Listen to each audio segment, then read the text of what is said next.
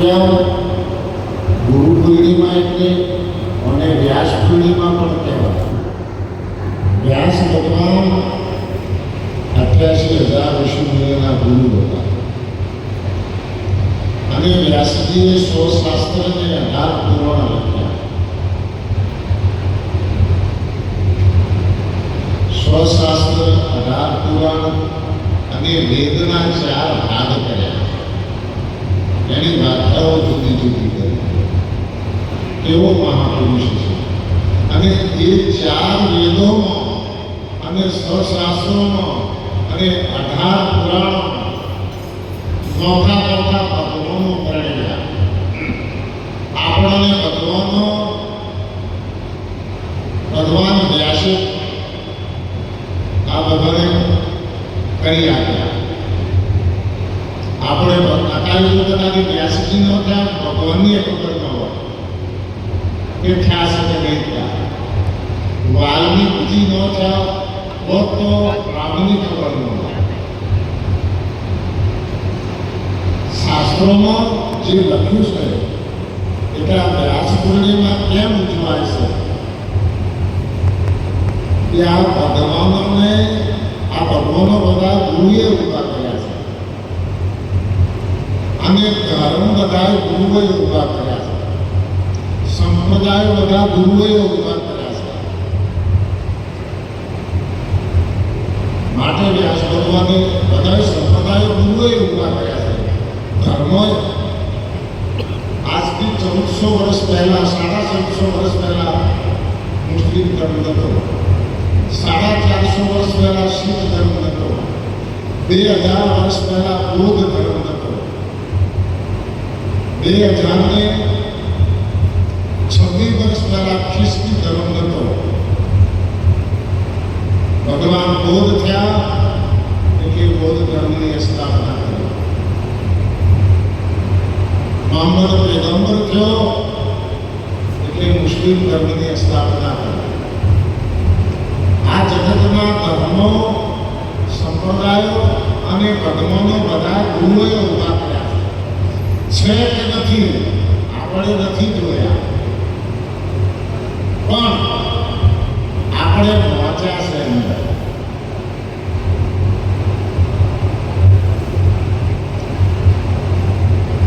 આપણે ગીતાની મહાભારત વાંચીએ એટલે મને કૃષ્ણ દેખાય. ગીતામાં મહાભારત વાંચીએ ને એટલે મને કૃષ્ણ દેખાય. અને રામાયણ વાંચીએ ને એટલે મને રામ અને હનુમાન ને સીતા અને લક્ષ્મણ ને એ બધા દેખાય. વરાહ પુરાણ વાંચીએ એટલે મને વરાહ ભગવાન દેખાય.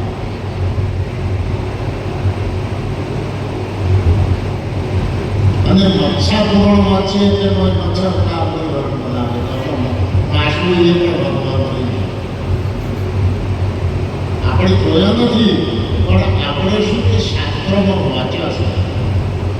સંતોષીમાં જોયા હતી જ નહીં, પણ આપણે ચોપડીમાં વાંચી જ નહીં વાંચે બધા. ચોપડી વાંચી છે અને એ સંતોષીમાંનો કોઈ શાસ્ત્રોમાં ઉલ્લેખ આપતો નથી, પણ કોઈ મહાઅનુભવે જેને પૂછ્યું છે એને લખી દીધું કે સંતોષી માતા ગણપતિ નીકળી છે.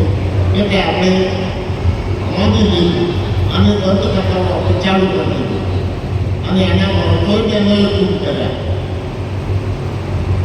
અને એમાં પછી વિદ્વાનો ખૂબ થયા. છોકરા શીખવાડી મને કે દૈવાનજી હવે પેલા ભાઈએ એવી વાટી પકડેલી સંતોષી માતાનો અર્થ કરે એટલે ખાટા ચલાવે નહીં, ગોળનો ચણા ચલાવે કોઈ પકડી શકો. એટલે આ ભગવાનો બધા આપણે શાસ્ત્રમાં જોયા છે, શાસ્ત્રમાં વાંચ્યા છે. નગરે કોઈને જોયા નથી. જોયા હોય આટલા તો કોઈ અનુભવ મારી જોયા છે. અને દેવી દેવતાને આપણે શાસ્ત્રોમાં જોયા છે. આવું ઘણું આપણે જોયા નથી. એનું વર્ણન કરે એટલે સિદ્ધિ એની મૂર્તિ બનાવે. વર્ણન કરવાનું કે કાળકા માતાનું કાળું એકદમ સ્વરૂપ હોય, એને 10 હાથ હોય એમાં જગદીશ કુમારનો પરમારનું માથું હાથમાં હોય, માણસના ગુનાનો આડો કરેલો, આવું બધું વાંચ્યું એટલે કલ્પિત કરી અને ચિતારો એક ચિત્ર બનાવ્યું અને ચિત્ર આવીને આપણા આગળ એને રજૂ કર્યું કે આપણે કામ કરવાના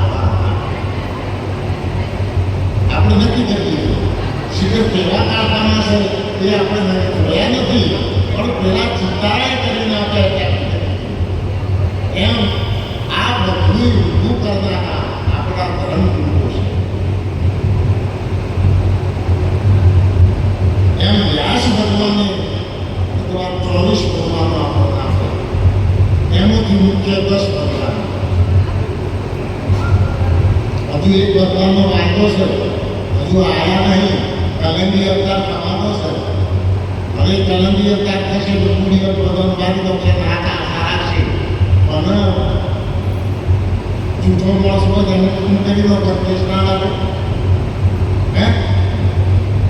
અને ચોર બંધ કરતા મારી છે બચે જતો બંધ આ ચોર છે બોલો પાકા મળી જાય કાયદો લાગે છે તો આ જેલમાં થવું પડે.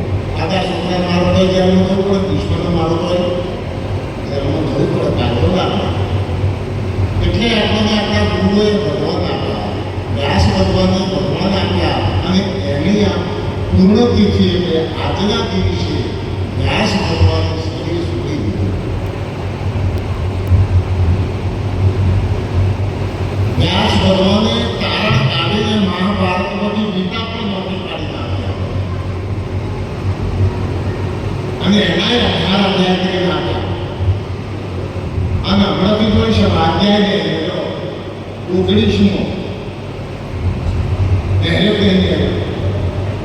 પેલા અધ્યાય 18 અને આ સ્વાધ્યાય 19માં ચોખ્ખા છે. એટલે આ ધર્મગુરુઓ અને ધર્મગુરુ આપણને પંથે ચાલવાનું, આપણે એ રસ્તે રસ્તે ચાલીએ, પણ જેને સદગુરુ મળે, જેને સદગુરુ મળે સાચા એ પંથે ચાલવાનું ના. તારું સ્વધર્મ શું છે સર્વા તું કોણ છે તેને પૂછો. ગીતાજીને ભગવાન અર્જુનને ભગવાન પ્રશ્ન કહે છે કે હે અર્જુન, તું મને પૂછે છે કે તમે કોણ છો અને આટલા જુગોની વાતો કરો છો, અને મેં સૂર્યને ઉપદેશ કર્યો હતો, સૂર્યે વિશ્વાસને ઉપદેશ કર્યો, વિશ્વાસોએ ઋષિઓને કર્યો અને એ જ્ઞાન આપણા સુધી આવ્યું. એટલે મને સમજાતું નથી કે અર્જુન પહેલા તો તને જાણ, તને જાણ્યા પછી મને જાણવાની ઈચ્છા છે નહીં. સૌને પહેલા જાણીએ હું કોણ છું, હું ક્યાંથી આવું છું, મારે ક્યાં જવાનું છે, એ જો એ ખબર પડી જાય એટલે બીજી ઘરમાં થોડી મીઠી પડે. જેને જેવા ગુરુ મળ્યા એવી આપી હોન, કોઈને પકડ્યા દીધા પૂછડા, કોઈ પકડ્યા દીધા કોણ. બહેનોને વર્તમાનોએ પકડાયું છે કે આપણે પાણી મેળવા, દૂરને કંઈક દોરડા બેઠા અને આકરિયા કાળી મેળવા અને ફેરા મારવા. એટલે અંતિમ સિંહના દોડા લઈ જાય, આકરિયા લઈ જાય, આ કાઢીને ખોટું છે. સોમવંતી અમાસના દાડે જવાનું, વડસાવિત્રીના દાડે જવાનું, ફેરા ફરવાના, દૂરો બધે જવાનું, ફેરા ફરવા. હવે એમાં આપણો પેપડો હળી દેવો પડે, પણ આપણું કંઈ મળે નહીં. એક વખત એક ખુશીમાં વરસાદનો પહેલાં આપણે જવાનો વરસાદ પડશે, વરસાદના પાણી લેવામાં માટલા બધી ભરતા. એટલે એને બહુને કીધું કે બેટા વરસાદ ચાલુ છે કે હા, તો કેમ કરજે લેવામાં આટલું નહીં કે અમારે મળી જાય કે વાસણ કરવામાં કુંડો વાપરવામાં પહેલાં કુંડો તો પડી જતા. એટલે એ લોકો ઉઠી માટલું નહીં એટલે ગર્ભવતી દૂધ માટલાનું અવલું હોય આખો દાડો આખી રાત પણ હાલ માટલા જેટલું ઘણું પડ્યું.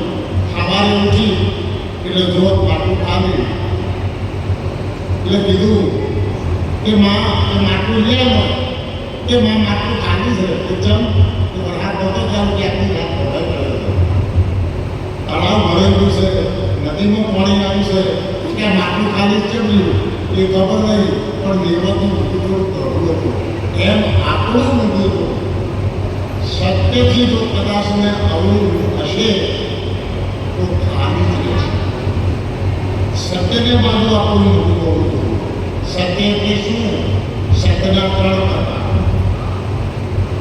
પહેલો સત્ય એટલે આપણો વ્યવહારનો માણસ સારો એનો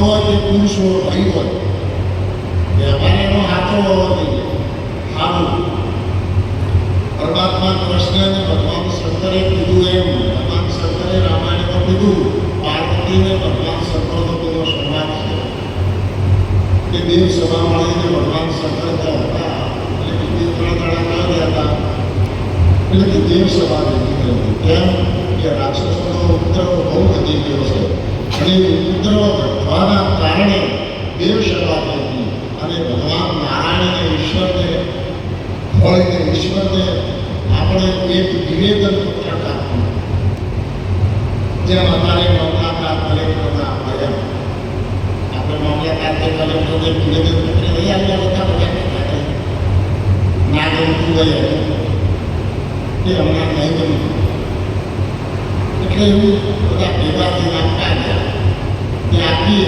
એટલે વિચાર કર્યો કે એ પરમ પરમાત્મા ઈશ્વર ક્યાં રહેતો છે કોઈએ આકાશમાં કીધો કોઈએ પતાળામાં કીધો કોઈ દરિયા પાર કીધો કોઈ દરિયામાં કીધો કોઈ ખીર સાગરમાં કીધો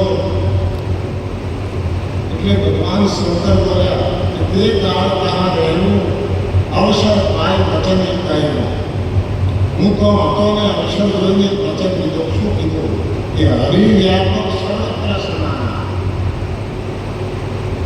હરિવ્યાપક સર્વત્ર સમાના કોઈ નથી પ્રગટ હોય નહીં પરમાત્મા સર્વત્ર છે પણ આપણને પ્રેમ કેવો લાગે છે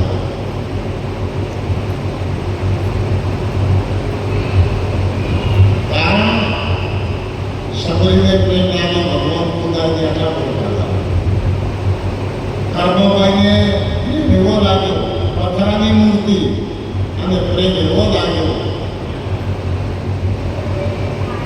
અરે મારો ખીચડેલો બોધ સવારે ખાલે ખીચડેલો એક પટેલની સુધી ચાંદની જીતી ખાલે ખીચડેલો મારો ખીચડેલો બોધ સવારે ખાલે ખીચડેલો બાબો મારો ગમો ગયો છે હું જાણી ગાવેલા બાબાને ભરોસો સાંભળા નહીં મળતા કે મરી જઈશ કઈ દે જોયા કે દૂરમાં ખવડાવતા ફરશે મારું ખવડાવ હું આવું છું નહીં ખાતો ખાઈ લેતો ને ये करते बाबा आपको वोट करूँगा आगे खींचो आलना आप वोट करूँ अब खाएंगे भगवान ने खींचो गई तुम्हारा आशा आया आई जो तो गड़बड़ बात नहीं चाहिए गुरु महाराज ने कहा कि हम 10-15 कड़ा पासा आए गड़बड़ बात नहीं चाहिए छोड़े એટલે કે આ ખાઈ જો આવ્યો શું કરું કે તમે કેમ જગ્યા ખવડાવ કરજો આટલો ખીચડો વધી ગયું બધું થઈ જાય વાડી ના ખા આ ખાઈ જો એનું શું ગુરુ મહારાજે કીધું કે સાચી વાત છે આજ ખબર આપણું અંતે જોયું કે હવે ગુરુ મહારાજ મારશે તમારી લાદરા નકરા મેળા આપશે નહીં બીજા દાડે આપણે કાળ કરી દેજો કહ્યું ગુરુને તકલીફ થયું ભક્તિ શેમાં પડી છે તમારા ભાવમાં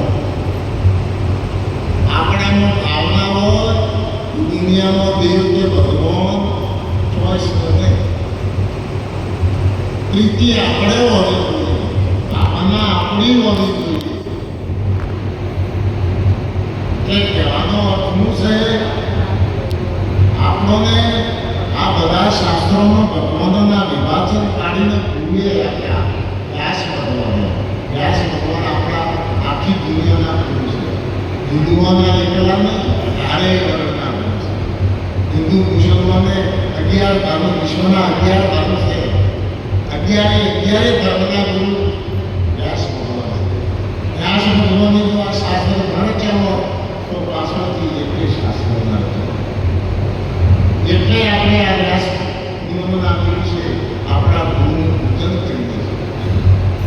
અચ્છા, ગુરુ એ વ્યક્તિ નથી, ગુરુ એ અવ્યક્ત છે, પણ આપણે સદાય એક વ્યક્તિને ગુરુ કરીને આપણે પૂછીએ છીએ. એનું કારણ શું?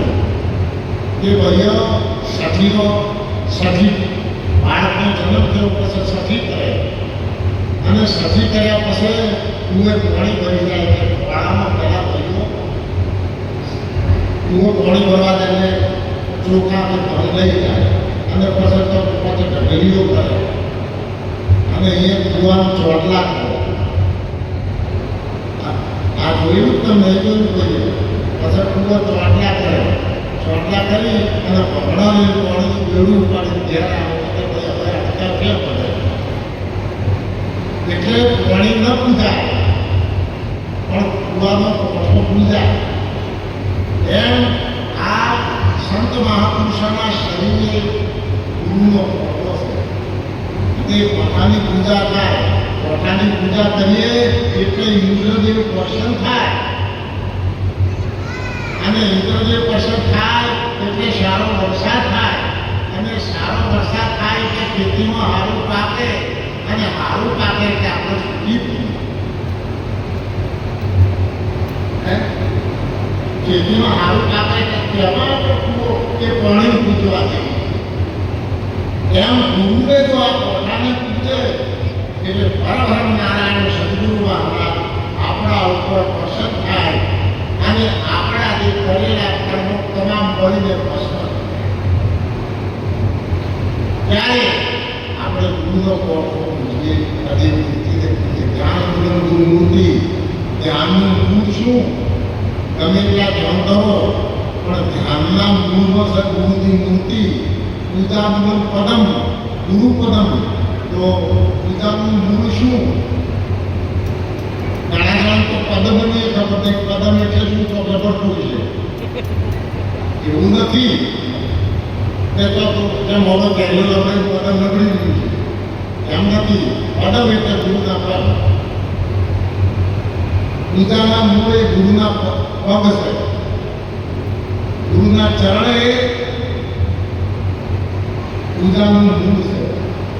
ધ્યાન મૂલમ ગુરુ મૂર્તિ, પૂજા મૂલમ ગુરુ પદમ, મંત્ર મૂલમ ગુરુ વાક્ય. કોઈ ગુરુ મહારાજ મંત્ર આપે ના, ગુરુ બોલે બધાય મંત્ર છે. એક શિષ્ય ઉભા રાખે કે આ મને કે હારા મંત્ર આપતા નહીં, ના હોય તો હારા મંત્ર આવે છે. એક ઋષિમાં ગુરુ કરાવવા, ગામમાં ગુરુ આવ્યા. એટલે હવે ગુરુ કરાવે ઋષિના ગુરુ પાસે ગયા.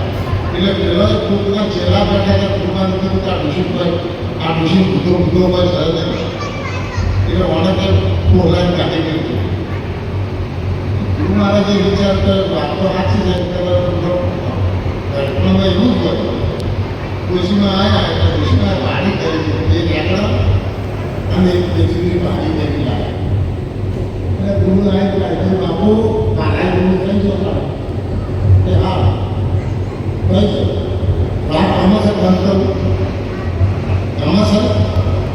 હા, એટલે ઋષિમાં આવ્યા એટલે કીધું બાપુ મારા ગુરુ કરાવવા છે. આવો જો ગુરુ કરાવો એટલે દક્ષિણા આપવું પડે. બાપુ મારી પાસે દક્ષિણામાં બે કેન્દ્ર છે, અને આ બેથી પાણી છે, એક પાવો છે બીજું.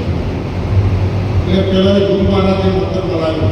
ગાડીથી બધાના ભેગા બેઠા હોય, ભજન કર્યા હોય, સત્સંગ કર્યા હોય, થોડી ઘણી બુદ્ધિ હોય ને, એટલે એને કીધું દો રીંગણી વેચીતા મારા મંત્ર તુલસી ગૌતમ પાના.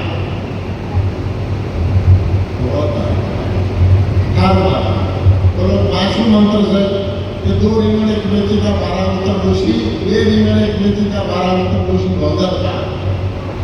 તુલસી ગમડી ગયું. 12 મહિના 2 વર્ષ ત્યાં ખૂબ સફળ કર્યું.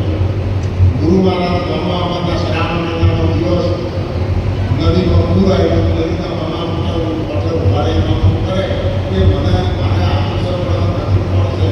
આ કિનારે થોડા માણસો આવી પગથી પાછા જતા રહો, નદીમાં પાણી ખૂબ તણાઈ જશો. એમ વાતો કરતા પાછા વાળા પેલી ડુસીના ખેતર જોડે પેલી ગયા. ડુસી જતા ચાર ગયા હતા. એટલે ભાઈ 6 જઈને આવે. ગુરુ મહારાજ આવ્યા છે, વિશ્વાસ તે નદી પેલી કિનારે તે તમે જઈ ના લાયા પાછા આ કિનારે તે ના મેળ ન આવે નદીમાં પાણી બહુ છે એનો મારા અંદર તો મોટો પથ્થર પડે તો શીલા ડોશી કેમ તો એટલે મોહમ્મદ કિનારે આપ્યું છે પેલા કે ના તમે એકલા જો ડોશી પકડાવો તો ઉભું દીધું તો રીંગણે બે કિનાર ભાડા ઉતરશે ને પેલી માર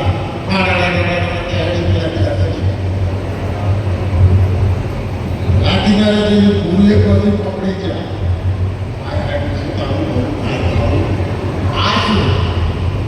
પેલા કિનારે તે ગુરુને પટેલ આપી બાપુ એનો દેશીય વાતો તમામ વરસાદમાં આને બે તમામ ગુરુ કે કદાચ તમે તો કરીને આવ્યા ડોશીમાં પણ હું ઉભો રહું કદાચ તું હું બધા ભેગા થઈ ગયા પકડો તારે ખડો જઈ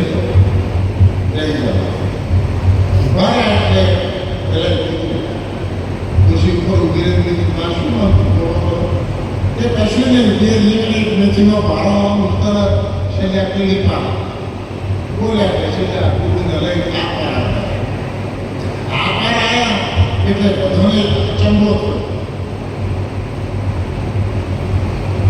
મારું કે આ મંત્ર કોઈ મંત્ર નથી આ પણ આ પ્રવાચન માંડ્યું મારી વાત સમજાય છે કે પ્રોચન કર્યો એ ગુરુ આપણને કોઈ મંત્ર આપણને ગુરુ બોલે એટલા મંત્રો સમજીએ તો ભાઈ આપણો સત્સંગાનો તે ગુરુ આપણા પંચે ગુરુ નથી ગુરુ જે વાત ચાલે જે બોલે એ મંત્ર છે ઋષિ આ મંત્ર હતો નસ્કેથી મંત્ર હતો પણ તેને કટરી કાઢ્યો હતો ગુરુનું વાક્ય મંત્ર જ બીજું કશું હોય જ નહીં અને પાછા પેલું કીધું કે તમે ઋષિ આ પથરો પાર નદી પાર કરી શક્યા ઋષિ પાર નહીં જાય તમારા મંત્રથી એટલે કીધું પાછા કૂપમાં જઈને પાછા આ કિનારે આવ્યા ઋષિમાં કૂદેલા કે ચાલ બાપુ બધા કરેલા કે મને મારા ગુરુએ કોઈ ખારો મંત્ર આપ્યો તો મને નિષ્ઠા નથી અને તમને જો આ શબ્દ મેં મુશ્કેલી કરી છે અને આ શબ્દ ઉપર તમારી નિષ્ઠા કેટલી છે આમ ધ્યાન ગુરુ ગુરુમૂર્તિ પૂજા મૂળ ગુરુ પદમ મંત્ર મૂળ ગુરુ વાક્ય અને મોક્ષ મૂળ ગુરુ ગુરુની કૃપા થાય તો મોક્ષનો વાયદો રહેતો નથી કારણ કે મુસલમાનો બધાને જન્નતમાં જવા માટે રાતના બોધો પાડે નમાજો પડે આપણે હરદમાં જવા માટે દેવી દેવતાઓને પૂજીએ સુખી થવા માટે દેવતાઓને પૂજીએ પછી સ્વર્ગમાં જવા માટે ભક્તિ કરીએ અપવાસ કરીએ તપ કરીએ વર્તદાન કરીએ ક્યાં જવું છે સ્વર્ગમાં જવું છે અને સ્વર્ગમાંથી કોઈએ પાછા આવી કીધું કે હું જઈને આવ્યો છું તો તને સારી સફળ છે પણ સફળ મળે એટલે કહેવાનું શું છે ખબર છે કે સંપત્તિ હોય તો સુખ ન હોય તો સુખ હોય તો સંપત્તિ ના